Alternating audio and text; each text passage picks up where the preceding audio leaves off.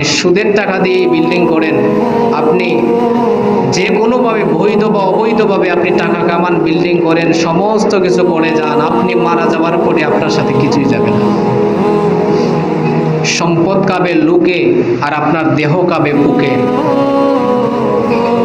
মরণের পরে আপনার দেহটা বুকে কাবে, আর সম্পদ যা রেখে যাবেন সমস্ত সম্পদ লুকে কাবে। হয়তো এই সম্পদ নিয়ে মারামারি হবে আপনার সন্তানদের মধ্যে, আপনার ভাই বেরাদাদের মধ্যে, আপনার সমস্ত আত্মীয় স্বজনদের মধ্যে। কেউ বলবে আমার এই জায়গা, আমার ওই জায়গা, আমার এইটা দেন, আমাকে রাস্তার পাশে দেন। কেউ বলবে আমাকে বরাট করা জমি দেন, কেউ বলবে আমাকে ধান ক্ষেতের জমি দেন। এই কথা বলে তারা এখানে ঝগড়া করবে। অথচ আপনি যে কবরের মধ্যে গেলেন, আপনার কি অবস্থা? আপনার কোনো দোয়ার প্রয়োজন আছে কিনা?